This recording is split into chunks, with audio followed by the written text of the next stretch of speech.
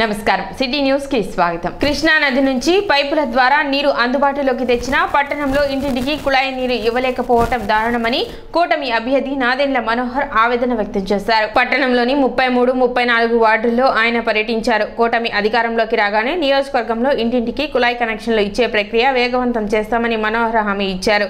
వార్డుల్లో పలుచోట్ల ఆయనకు ఘన స్వాగతం లభించింది. పలువురు వైఎస్ఆర్ కాంగ్రెస్ పార్టీ నాయకులు ఆయన సమక్షంలో జనసేన పార్టీలో చేరారు.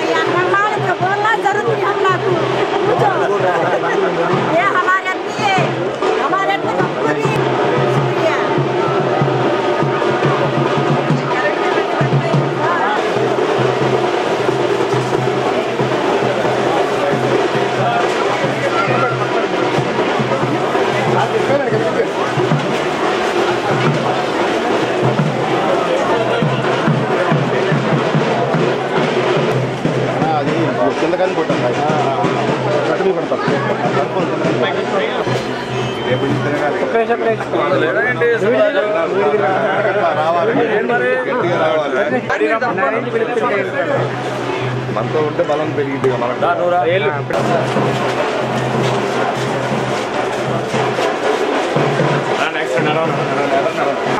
భవిష్యత్తు బాగుంది.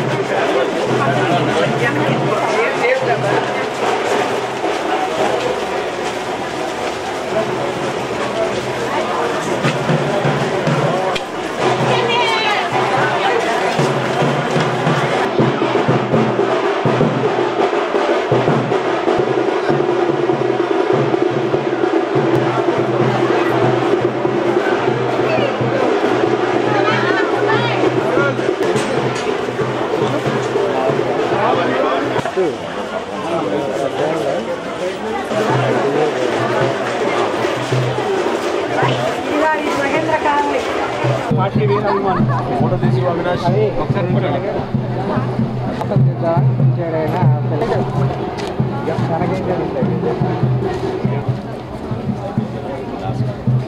మనం బాగా చేసుకున్నాం జనాల్ని సహకరించాలి, బాగా చేద్దాం.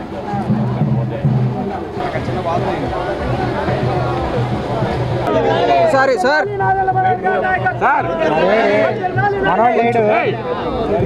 మనవాడు లేడు ఓకే రెడీ సార్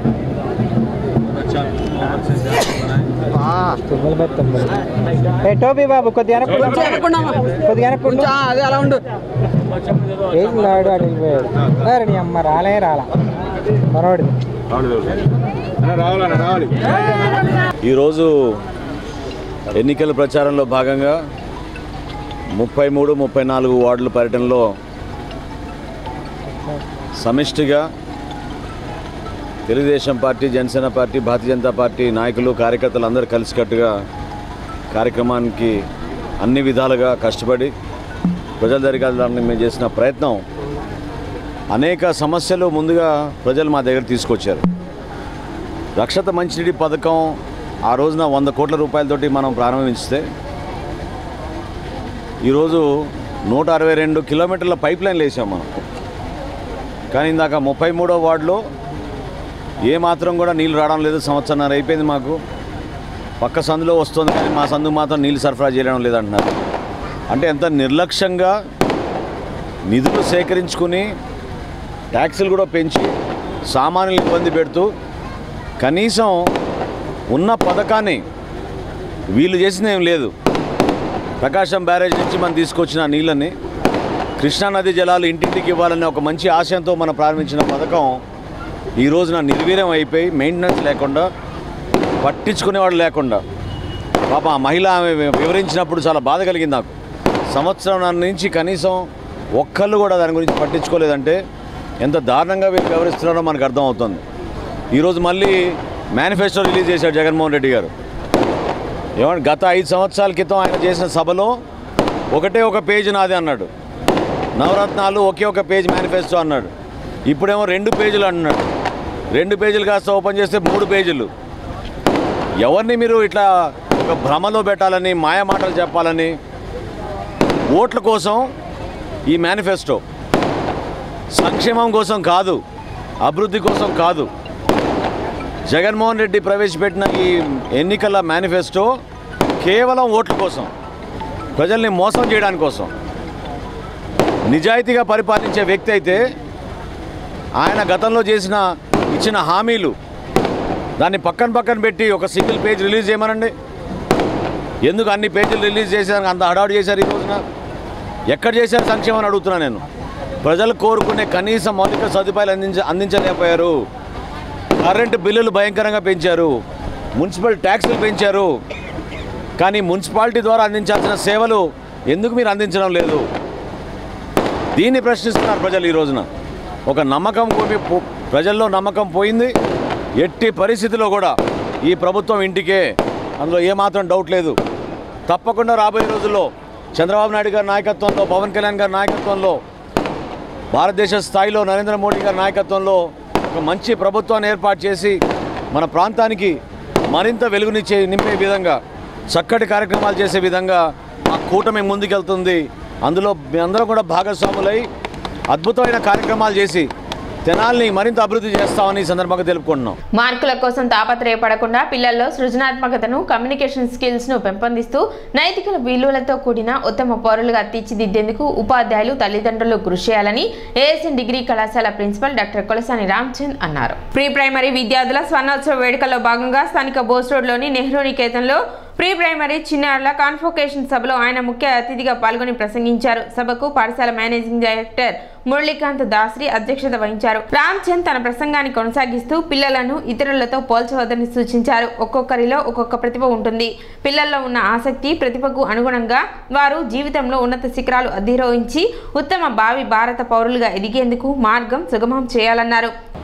మనందరికీ మేమందరం నేర్చుకున్న కూడా ఏంటంటే చదివిన కొద్దీ, ముందుకెళ్ళిన కొద్దీ మార్క్స్ ఎలాంటి ఇంపార్టెంట్ రోల్ ప్లే చేయవలసిన ఎట్టి పరిస్థితుల్లో ఆ స్టూడెంట్ ఆలోచించే విధానము, ఆ స్టూడెంట్స్లో ఉన్న ఏ స్కిల్స్ని డెవలప్ చేసుకుంటే ఆ భవిష్యత్తు నిర్ణయించుకోగలుగుతాడు అనే కాన్సెప్ట్కి ఇంపార్టెన్స్ ఉంది తప్పితే మార్క్స్కి పెద్ద ఇంపార్టెన్స్ ఉండదు. కానీ మనం తల్లిదండ్రులు అందరూ మార్క్స్ అనికే పడుతూ ఉంటాం. కాబట్టి ప్రైమరీ స్కూల్లో ఎంత మంచి ఎకోసిస్టమ్ అంటే మంచి వాతావరణం విద్యా వ్యవస్థలో స్కూల్లో ఉంటుందో అలాంటి స్కూల్లో మన పిల్లలు కనుక చదివితే వాళ్ళ భవిష్యత్తు డెఫినెట్గా బాగుంటుంది. అలాంటి ఒక అత్యుత్తమైన వ్యవస్థని నెహ్రూ నికేతన్లో నెలకొల్పి 50 సంవత్సరాలుగా ఎలాంటి ఎథికల్ వాల్యూస్కి రాజీ పడకుండా స్టూడెంట్ ఇన్స్టిట్యూషనల్ ఎథికల్ వాల్యూస్ని ఫాలో అవుతా ఇక్కడ చదువుతున్న ప్రతి విద్యార్థికి జీవితంలో ఎథికల్ వాల్యూస్ ఫాలో అయ్యేటట్టు ఇక్కడ క్రియేట్ చేసిన వాతావరణాన్ని అద్భుతం డెఫినెట్గా. ఎందుకంటే ఒక ఇన్స్టిట్యూషన్ 50 సంవత్సరాలు కొనసాగటం అనేది ఇప్పుడున్న సామాజిక పరిస్థితుల్లో అంత ఈజీ టాస్క్ కాదు డెఫినెట్గా. దానికి తప్పకుండా నేను ప్రకాశ్రావు గారిని అలానే తర్వాత ఈ నెహ్రూ నికేతన్ని నెక్స్ట్ లెవెల్కి తీసుకెళ్లిన మురళీకాంత్ గారిని మనస్ఫూర్తిగా అభినందనలు కృతజ్ఞతలు తెలియజేస్తున్నా. అధ్యక్షత వహించిన మురళీకాంత్ మాట్లాడుతూ బట్టి మార్కులు సంపాదించుకునే పద్ధతి కాకుండా యాక్టివ్ బేస్ విద్యా విధానంలో సృజనాత్మకతో పాటు నైతిక విలువలను నేర్చుకుని జీవితంలో స్థిరపడేందుకు నెహ్రూ నికేతన్ కృషి చేస్తున్నట్లు తెలిపారు.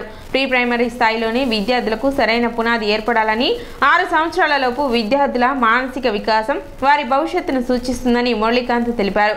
పాఠశాల ఎగ్జిక్యూటివ్ డైరెక్టర్ గీతాకాంత్ మాట్లాడుతూ విద్యా వ్యవస్థలో చిన్నారులు ఆత్మవిశ్వాసాన్ని పెంపొందించుకుని నైతిక విలువలను నేర్చుకుని బంగారు భవితకు బాట వేసుకునే ప్రదేశం పాఠశాల అని అన్నారు. పాఠశాల వార్షిక నివేదికలో ఈ విద్యా సంవత్సరం విద్యార్థులు సాధించిన పురోగతిని వివరిస్తూ రాబోయే కాలంలో నెహ్రూ నికేతన్ నందు అవలంబించబోయే నూతన విద్యా విధానాలను గీతాకాంత్ సవివరంగా తెలిపారు. చిన్నారులతో పాటు వేదికపై ఉన్న అతిథులందరూ విశ్వవిద్యాలయ విద్యార్థుల స్నాతకోత్సవ సమయంలో ధరించే ప్రత్యేకమైన దుస్తుల్లో కనిపించి కనువిందు చేశారు. పట్టభద్రుల మాదిరి వేషధారణలో తమ చిన్నారులను చూసి తల్లిదండ్రులు మురిసిపోయారు. అనంతరం చిన్నారులకు ద్రౌపత్రాలను అందించారు. చిట్టిపొట్టి బాలబాలికలు చేసిన నృత్యాలు ప్రత్యేక ఆకర్షణగా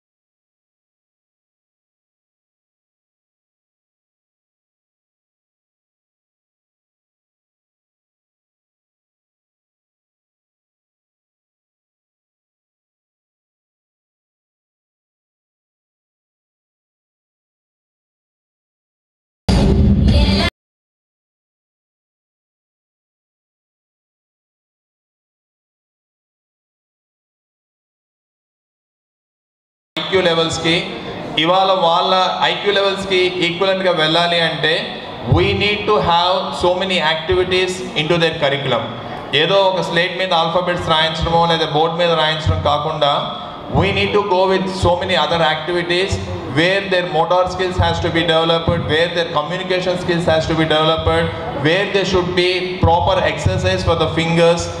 సో ఇలాగేంటి అంటే పిల్లల ఫిజికల్ ఫిట్నెస్ని బట్టి కానివ్వండి, ఇవాళ పిల్లలు ఉన్న ఎన్విరాన్మెంట్ యూజువల్గా మనం ఉన్నప్పుడు ఏంటి అంటే ఇంట్లో అమ్మమ్మలు తాతయ్యలు ఉండేవాళ్ళు, ఇంటికి వచ్చాక కాసేపు ఆడుకోవడానికి ఎక్కడో చోట ఖాళీ ఉండేది. కానీ ఇప్పుడు ఈ అపార్ట్మెంట్ కల్చర్లో పిల్లల్ని ఒక కట్టేసినట్టుగా ఒక రూమ్లో అట్టి పెట్టేసి మదర్ పని చేసుకోవాలన్నా ఫాదర్ వర్క్ చేసుకోవాలన్నా ఏది కావాలన్నా మనకున్న ఒక వెపన్ ఏంటి అంటే పిల్లాన్ని కామ్గా ఉంచడానికి ఏంటండి పేరెంట్స్, మనకున్న వెపన్ ఏంటి పిల్లాన్ని కామ్గా ఉంచాలంటే ఇంట్లో ఫోన్ ఇచ్చేసి వాళ్ళని కామ్గా ఉంచుతున్నాం అనుకుంటున్నాము. బట్ అన్ఫార్చునేట్లీ వాళ్ళని కామ్గా ఉంచట్లేదండి. We're making them more active or diverse into India కూటమి బలపరిచిన గుంటూరు పార్లమెంట్ అభ్యర్థి కామ్రేడ్ జంగాల అజయ్ కుమార్ తెనాలిలో ఎన్నికల ప్రచారం ప్రారంభించారు. స్థానిక తెనాలి గాంధీ చౌక్ నుండి ప్రారంభించిన ఎన్నికల ప్రచారం పాత గవర్నమెంట్ హాస్పిటల్ శివాజీ చౌక్ మీదుగా ప్రచారం నిర్వహించారు. పార్లమెంట్ అభ్యర్థి జంగాల అజయ్ కుమార్ మాట్లాడుతూ గుంటూరు జిల్లా ప్రజలు కంకి కొడవలి గుర్తుపై ఓటు వేసి ఎంపీ అభ్యర్థిగా గెలిపించాల్సిందిగా ఆయన కోరారు. దేశంలో మోడీ, రాష్ట్రంలో జగన్ అరాచకమైనటువంటి పాలన చేసి ప్రజల్ని భయభ్రాంతులకు గురి చేశారు. 30 సంవత్సరాలుగా ప్రజా ఉద్యమాలలో ఉద్యమాల్లో చురుగ్గా పాల్గొంటూ విద్యార్థి దశ నుండి అనేక సమస్యలపై పోరాటం నిర్వహించి ఈ రోజు మీ ముందుకు ఎంపీ అభ్యర్థిగా వచ్చానని తెలిపారు. అవినీతితో కూరుకుపోయిన ఈ రాజకీయాలను ప్రక్షాళన దిశగా తీసుకువెళ్లాలని చెప్పి ప్రజలను కోరారు. కంకి కొడవలి గుర్తుపై ఓటు వేసి అఖండ మెజారిటీతో గెలిపించాలని విజ్ఞప్తి చేశారు. ఈ కార్యక్రమంలో తెనాలి నియోజకవర్గ సిపిఐ పార్టీ కార్యదర్శి చెరుకుమల్లి సింగారావు, గుంటూరు నగర సిపిఐ కార్యదర్శి కామ్రేడ్ మాల్యాద్రి, తెనాలి పట్టణ సిపిఐ కార్యదర్శి మద్దినేని కిరణ్ బాబు, కొల్లిపురం మండల కార్యదర్శి తుంగ బాలస్వామి, ఏఐఎస్ఎఫ్ గుంటూరు జిల్లా అధ్యక్ష కార్యదర్శులు వెంకటేష్, నాజర్జీ, ఏఐవైఎఫ్ జిల్లా అధ్యక్షుడు జంగాల చైతన్య, తెనాలి పట్టణ ఏఐవైఎఫ్ అధ్యక్షుడు రాజేష్ బిళ్ళ, పార్టీ నాయకులు, ఏఐఎస్ఎఫ్ నాయకులు తదితరులు పాల్గొన్నారు. దేశంలో ఇప్పటికీ కొంత ప్రాంతం ఎన్నికలు జరిగిన అన్ని ప్రాంతాల్లో ఎన్డీఏ కూటమికి ఎదురుగాలి వీస్తూ ఉంది. దక్షిణాది రాష్ట్రాల్లో అయితే వన్ సైడెడ్గా ఇండియా కూటమికి అనుకూలంగా వస్తూ ఉంది. అందువల్ల మన రాష్ట్రంలో అటు చంద్రబాబు కానీ ఇటు జగన్మోహన్ రెడ్డి కానీ వీళ్ళిద్దరూ కూడా నరేంద్ర మోడీకి తొత్తులైపోయారు. అందుకని వాళ్ళకు ఓటు వేయాల్సిన అవసరం ఇవాళ ప్రజలకు లేదు. నరేంద్ర మోడీ అధికారంలోకి వచ్చిన తర్వాత ధరలు ఆకాశాన్ని అంటుతూ ఉన్నాయి. పెట్రోల్ డీజిల్ ఛార్జీలు, వంట గ్యాస్ ఛార్జీలు పెరిగిపోయినాయి. అలాగే దేశంలో ఉన్నటువంటి కార్మిక వర్గం తీవ్రమైనటువంటి దుర్భిక్షంతో అల్లాడిపోతూ ఉన్నారు. తినటానికి తిండి లేక, చేయటానికి పని లేక ఇబ్బంది పడుతూ ఉన్నారు. బలపరిచిన సిపిఐ అభ్యర్థి కామ్రేడ్ జంగాల అజయ్ కుమార్ గారు గుంటూరు పార్లమెంటు నుంచి పార్లమెంట్ అభ్యర్థిగా పోటీ చేస్తూ ఉన్నారు. కాంగ్రెస్ పార్టీ, సిపిఎం, ఆమ్ ఆద్మీ పార్టీలు ఇవాళ దేశవ్యాప్తంగా, రాష్ట్ర వ్యాప్తంగా పొత్తులో భాగంగా ఇవాళ గుంటూరు పార్లమెంటు పోటీ చేస్తూ ఉన్నాం. మరి దశాబ్దాలుగా అనేక సమస్యల మీద పోరాడినటువంటి చరిత్ర అజయ్ కుమార్ గారికి ఉంది. మరి రాజధాని ఉద్యమంలో అశేష త్యాగాలతో పాటు వీరోచితమైనటువంటి ఉద్యమాలు చేసినటువంటి ఘనమైన గొప్ప నాయకుడు జంగాల అజయ్ కుమార్ గారు. మరి ఏఎస్ఎఫ్ నుంచి ఏఐవైఎఫ్, రైతు సంఘం, ఏఐటీసీ, సిపిఐ పార్టీ, సిపిఐ రాష్ట్ర కార్యదర్శి సభ్యుడిగా, జాతీయ సభ్యుడిగా అనేక రకాలుగా పార్టీలో 4 దశాబ్దాలుగా అనేక త్యాగాలు చేసినటువంటి గొప్ప పోరాట యోధుడు కామ్రేడ్ జంగాల అజయ్ కుమార్ గారు. మే 3వ తేదీ నుండి తెనాలి నియోజకవర్గంలో హోమ్ ఓటింగ్ ప్రక్రియ ప్రారంభిస్తున్నట్లు ఎన్నికల రిటర్నింగ్ అధికారి మరియు సబ్ కలెక్టర్ ప్రకాష్ జైన్ తెలిపారు. ఇందులో భాగంగా అధికారులకు కొత్తపేటలోని మున్సిపల్ బాయ్స్ హై స్కూల్ నందు నిర్వహిస్తున్న శిక్షణ కార్యక్రమాన్ని శనివారం ఆయన పరిశీలించారు. ఈ సందర్భంగా ఆయన మాట్లాడుతూ మే 3వ తేదీ నుండి 8వ తేదీ వరకు ఫోన్ ఓటింగ్ ప్రక్రియ కొనసాగుతుందని, ఇందుకు సంబంధించి 13 బృందాలను ఏర్పాటు చేసినట్లు తెలిపారు. వారందరికీ శిక్షణ ఇస్తున్నట్లు పేర్కొన్నారు. శిక్షణ తీసుకున్న అధికారులు దానికి అనుగుణంగా హోమ్ ఓటింగ్ ప్రక్రియ నిర్వహిస్తారని తెలిపారు. ఇప్పటికే బిఎల్ఓల ద్వారా దరఖాస్తులు వచ్చాయని, మే 3వ తేదీ నుండి 8వ తేదీ వరకు హోమ్ ఓటింగ్ ప్రక్రియ కొనసాగుతుందని చెప్పారు. హోమ్ ఓటింగ్ గురించి ఇక్కడ ట్రైనింగ్ జరుగుతుంది. మన తెనాలి కాన్స్టిట్యుయెన్సీలో మనం 13 టీమ్స్ హోమ్ ఓటింగ్ కోసం పెట్టాము. అందరికీ ఈరోజు ట్రైనింగ్ ఇస్తున్నాము. ఆ ట్రైనింగ్ ప్రకారంగా మాత్రమే వాళ్ళు ఓటు వేయడానికి వాళ్ళు చూస్తారు. సో ఆ ట్రైనింగ్ మొత్తం కంప్లీట్గా మన ఏఎల్ఎంటీస్ ద్వారా మనం ఇస్తున్నాము. హోమ్ ఓటింగ్ షెడ్యూల్ కూడా వచ్చింది. 3rd of May నుంచి 8th May వరకు మనం హోమ్ ఓటింగ్ కోసం ప్రతి ఇంటికి వెళ్తాము. ఆ విషయంలో మన దగ్గర ఆల్రెడీ రిక్వెస్ట్ వచ్చాయి. ఫామ్ 12D ద్వారా బిఎల్ఓస్ ద్వారా బిఎల్ఓస్ ద్వారా మన దగ్గర ఫామ్ 12D వచ్చాయి.